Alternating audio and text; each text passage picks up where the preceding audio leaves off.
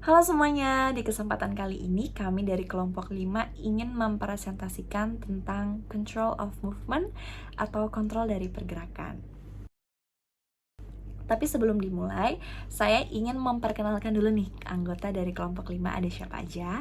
Yang pertama ada Kak Ojan, lalu ada saya sendiri Amanda Salmakira, lalu ada Kak Mega, dan juga ada Kak Serla. Kita langsung mulai ke pembahasannya. Di sini ini adalah syarat untuk melakukan atau mengontrol gerakan. Ada otot rangka atau lurik dan juga ada tendon. Nah, otot rangka atau lurik ini adalah otot yang melekat pada bagian ujung tulang dan dapat menggerakkan tulang jika adanya kontraksi. Lalu tendon. Tendon ini adalah jaringan ikat atau pita yang memiliki serat kuat yang berperan sebagai penghubung antara jaringan otot dan tulang. Bisa dilihat juga di gambar, ini tendon dan juga otot rangka. Selanjutnya ada gerakan dari otot rangka, ada fleksi dan ekstensi. Nah, fleksi ini adalah gerakan yang menekuk atau membengkokkan anggota tubuh. Dihasilkan dari kontraksi otot flexor. Contoh fleksi itu seperti lutut atau sikut. Lalu ada juga ekstensi. Ekstensi ini adalah gerak meluruskan anggota tubuh. Jadi kebalikannya dari fleksi. Dan gerakan ekstensi ini dihasilkan dari kontraksi otot ekstensor. Jadi misalkan kita jongkok atau kita makan, itu adalah gerakan fleksi dan ekstensi. Lanjut ke kontraksi otot. Ada banyak rangkaian koneksi sinaps antara neuron-neuron yang mengirimkan informasi dari otot rangka ke syaraf dan juga sebaliknya. Neurotransmitter yang berperan adalah asetilkolin. Nah, koneksi sinaps ini yang menentukan seberapa lama dan kuat kontraksi otot yang dihasilkan.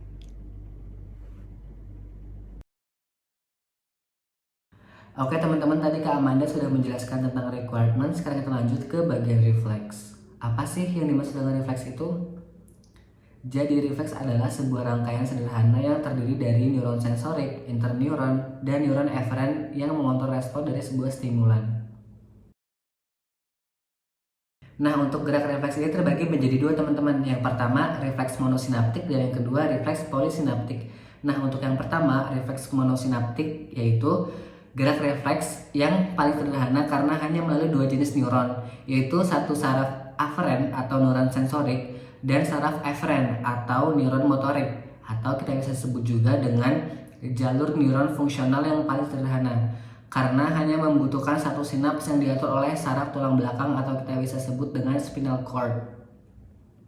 Dan berikut adalah mekanisme gerak refleks monosinaptik, yaitu dimulai dari stimulus, lalu ke reseptor, lalu ke neuron sensorik, lalu ke sumsum tulang belakang, lalu ke neuron motorik, lalu ke efektor, dan terjadilah gerak refleks.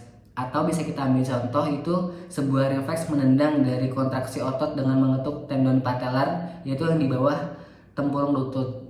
Berikut gambar refleks monosinaptik teman-teman. Selanjutnya refleks polisinaptik. Nah, untuk refleks polisinaptik ini berbeda teman-teman karena refleks ini termasuk refleks yang kompleks. Karena refleks polisinaptik ini nggak hanya menggunakan dua jenis neuron, melainkan neuron tambahan yang disebut juga dengan neuron delay. Refleks ini terdiri lebih dari satu sinap dan secara normal dikontrol oleh otak. Berikut adalah mekanisme refleks polisinaptik, yaitu dimulai dari stimulus, lalu ke reseptor, lalu ke neuron sensorik, lalu ke sumsum tulang belakang, lalu neuron delay, lalu neuron motorik, lalu efektor, dan terjadilah gerak refleks. Nah, kita juga bisa ambil contoh untuk gerak refleks polisinaptik ini, yaitu tangan tanpa sengaja menyentuh sesuatu yang panas atau api, lalu tangan langsung refleks menarik tangan dari panas tersebut. Dan berikut adalah gambar untuk refleks polisinaptik teman-teman. Selanjutnya, kontrol gerakan dan otak. Salah satu struktur utama otak yang bertanggung jawab untuk gerakan adalah primary motor cortex. Bagian dari otak inilah yang mengirimkan perintah ke otot untuk berkontraksi atau menghasilkan gerakan. Kita juga membutuhkan supplementary motor cortex dan juga premotor cortex. SMA ini struktur otak yang mempunyai peran penting untuk melakukan urutan pergerakan dan koordinasi dalam gerakan kompleks. Jika terjadi kerusakan pada SMA ini, maka akan mengganggu kemampuan kita untuk melakukan gerakan yang mengurut. Lalu premotor cortex, struktur otak yang mampu melakukan gerakan yang lebih kompleks dengan cara menerima informasi melalui instruksi dari sensorik, secara verbal atau visual. Jika premotor cortex terjadi kerusakan, maka kita akan kesulitan untuk melakukan gerakan dari instruksi sensorik. Oke, sekarang lanjut ke bagian korteks motorik primer. Teman-teman bisa lihat untuk di gambar korteks motorik primer ini, yaitu di bagian berwarna merah. Nah, untuk korteks motorik primer ini terletak di anterior sulcus centralis pada gyrus presentalis dan terlibat dalam gerakan otot volunteer. Nah, untuk aspek medial korteks premotorik, ini mengontrol gerakan motorik ke ekstremitas bagian bawah, sedangkan aspek lateral mengontrol gerakan motorik ke ekstremitas bagian atas dan bagian wajah. Selanjutnya, korteks asosiasi motorik. Nah, teman-teman bisa lihat nih untuk gambar korteks asosiasi motorik ini ada di bagian yang berwarna ungu. Nah, korteks ini terdiri dari korteks premotor dan korteks motorik tambahan. Untuk korteks asosiasi motorik ini terletak di anterior korteks motorik primer yang ada di bagian berwarna merah dan terlibat dalam perencanaan dan koordinasi gerakan motorik volunteer. Fungsi korteks asosiasi motorik adalah untuk merencanakan dan mengkoordinasi gerakan, sedangkan korteks motorik primer lebih terlibat dalam melaksanakan gerakan itu sendiri. Yang selanjutnya, saya akan menjelaskan bagian otak frontal yang bernama frontal eye field. Frontal eye field memiliki fungsi sebagai perencanaan, koordinasi, dan pelaksana gerakan mata, terutama yang cepat. Kemudian saya akan menjelaskan apa yang dimaksud basal ganglia. Basal ganglia adalah sekelompok struktur otak yang berada di dasar otak depan dan di atas otak tengah dan terdiri dari beberapa bagian, yaitu nukleus, caudatus, putamen, globus pallidus, dan substantia nigra. Untuk bagian nukleus berfungsi sebagai inti sel yang memiliki fungsi sebagai pengendali atau pusat perintah kegiatan sel-sel. Dan yang kedua ada caudatus atau caudate. Caudatus adalah lobus kecil yang terletak pada permukaan postero sampai superior atau bisa disebut juga posterior. Dan yang ketiga ada yang bernama putamen. Putamen adalah dua fungsi utama, yaitu peraturan pergerakan dan fasilitasi sebagai jenis pembelajaran. Dan yang keempat ada globus pallidus. Dan yang kelima ada substantia nigra.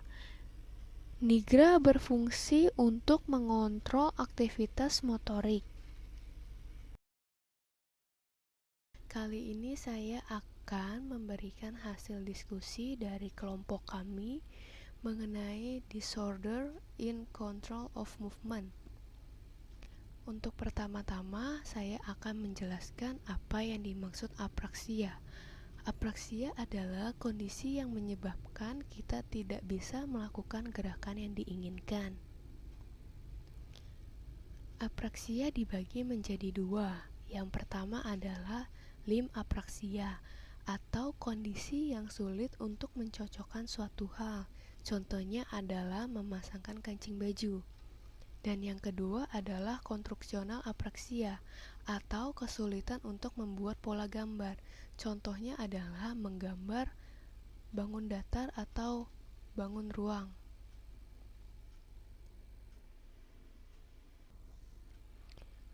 Untuk yang kedua, saya akan menjelaskan apa yang dimaksud Parkinson. Parkinson adalah penyakit pada sistem saraf yang mengganggu kemampuan tubuh dalam mengontrol gerakan dan keseimbangan. Untuk Parkinson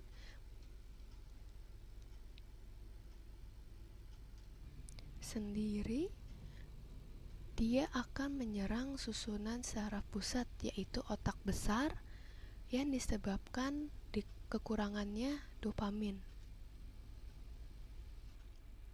Untuk ciri-ciri orang yang terkena Parkinson akan saya jelaskan sebagai berikut.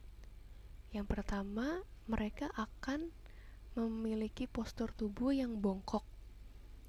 Kedua, badannya kaku, ayunan lengan dan siku juga kaku. Dan untuk yang ketiga, mereka akan berjalan dengan cara diseret. Dan keempat, mereka akan lebih dominan mencondongkan badannya ke depan. Untuk gejala seseorang yang Untuk gejala awal seseorang yang terkena Parkinson adalah yang pertama adalah tremor, atau lebih spesifik itu terkena resting tremor. Dan kedua, gerakannya kaku. Ketiga, mereka akan lambat dalam melakukan sesuatu hal, dan mereka akan tidak stabil untuk menggerakkan tubuhnya. Yang ketiga itu adalah ataksia. Ataksia adalah gangguan gerakan yang disebabkan karena kelainan pada otak kecil dan saraf tulang belakang yang memengaruhi koordinasi gerakan tubuh, atau ketidakmampuan dalam mengontrol atau mengkoordinasikan suatu gerakan. Untuk gejala seseorang yang terkena ataksia adalah tidak dapat berjalan lurus atau hilangnya keseimbangan, tidak dapat meraih benda yang akan dituju, dan mereka akan merasa pusing jika mereka berjalan, atau dari posisi duduk mereka akan bangun, mereka akan terasa pusing yang amat sakit. Untuk ataksia sendiri ada beberapa organ yang memicu timbulnya penyakit ataksia, yaitu otak kecil atau cerebellum yang bermasalah, sistem sensorik pada saraf tulang belakang dari bagian leher hingga ujung kaki, dan yang ketiga adalah sistem vestibulasi. Berbeda dengan Parkinson yang menyerang sistem saraf pusat yang terjadi di otak besar. Pemicu lain yang dapat menyebabkan kondisi ataksia adalah stroke, riwayat benturan di bagian kepala, tumor otak, dan penggunaan obat-obat yang berjangka panjang. Ataksia juga memiliki beberapa banyak jenis lainnya, yaitu ada ataksia yang berasal dari genetik atau sudah bawaan dari lahir. Itu bernama herediter. Apabila ayah dan ibu mempunyai gen yang terdapat ataksia, itu kemungkinan akan terjadi juga pada anaknya. Ada juga yang dinamakan episodik ataksia atau ataksia yang hanya muncul sesaat. Episodik ataksia sendiri dapat muncul ketika seseorang mengalami stres atau tekanan yang begitu berat.